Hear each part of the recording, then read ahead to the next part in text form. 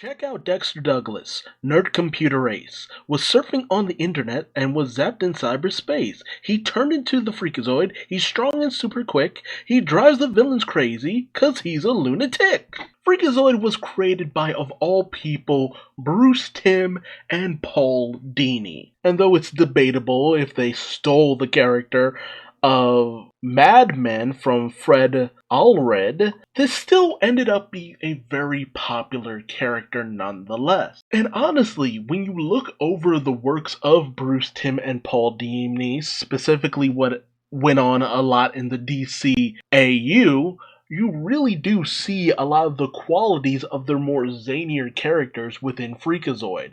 From the Joker to the Creeper to Mr. Mxyzptlk. This series was all about those two unbound. Just going off the rails, being as crazy, zany, and as slapstick as possible. It was like The Mask, but a little bit more rated G for the most part. And honestly, it's one of those series that really got the nature of the internet kind of down pat before the internet really started to become a big thing. Because when this series came out, I was like 5, and I barely knew anything about the internet.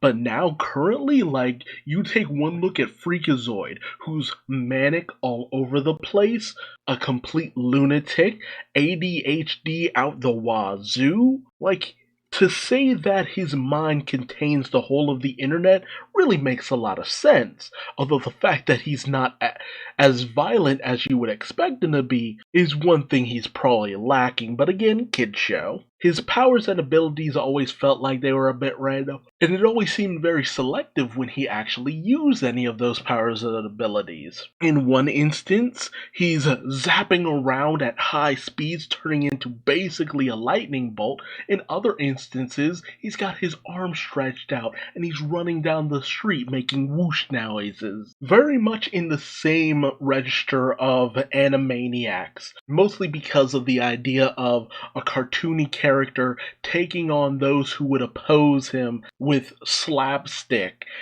It very much falls within the same vein of each other. And while you do call Freakazoid a hero for the most part, yes, he saves people, yes, he stops villains, a lot of episodes were dedicated to Freakazoid just kind of dicking around for the most part, going on random adventures, meeting up with his buddy Cosgrove, who, oddly enough, is voiced by Ed Asner, who has been in so many things. Like, Ed Asner just completely shows up from time to time and doesn't really even get involved with that much. He'll just ask Freakazoid to come hang out with them, and next thing you know, they're just hanging out, shooting the shit about whatever. And it's the greatest thing possible because it's just weird conversations. Like they're having a conversation about a donut or something and debating what it's called on what side of the country. It's wild. And honestly speaking, Freakazoid is one of those series that I kind of hope never comes back. But at the same time, it did kind of come back.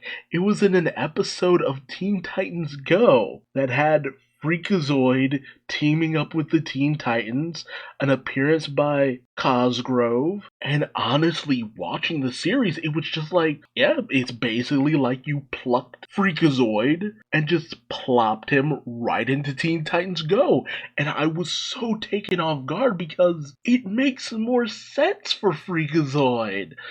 You know, the biggest problem with Teen Titans Go is because you had the previous Teen Titans series that had this set tone, characterizations, and all this. But with Freakazoid, he's exactly the way that a lot of the characters in Teen Titans Go already act. So to have him in that setting, just being a weird annoyance to the Teen Titans, it's just like, it just felt like Freakazoid.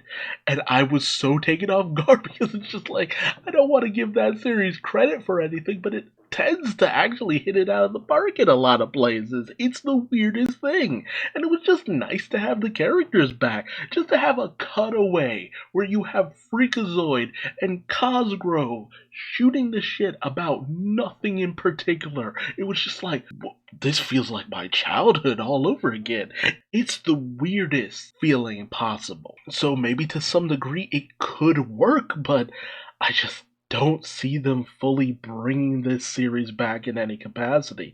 I would love it, I really would, but I feel that with like so many other series that are out there, it would just be butchered in some way, shape, or form. Yes, for a guest appearance, it was good enough, but for anything else, yeah, I see it crashing and burning. And that really would be a shame. Because Freakazoid is just such a fun series. I mean, they managed to kind of solidly bring back Animaniacs for the most part. So maybe, and there's enough pop culture and plot out there to do it. Superheroes are still kind of a big thing for the most part, and Freakazoid has such a massive cast of characters, especially all the villains that he would fight, like the Lobe or Cave Guy. So, you never know, it might actually be a good series to bring back, but it's hard to say. Tell me your thoughts in the comment section below. Do you think they should bring back Freakazoid? Would you watch it? Did you watch the Teen Titans crossover? And what did you think of that? Did you think that it was a good selling point on bringing the series back? Or do you think that this is one series that should stay buried? Let me know in the comment section below, and I will see you next time. Oh wait, there was one more Freakazoid villain that I really enjoyed. Wasn't it Candle Jack?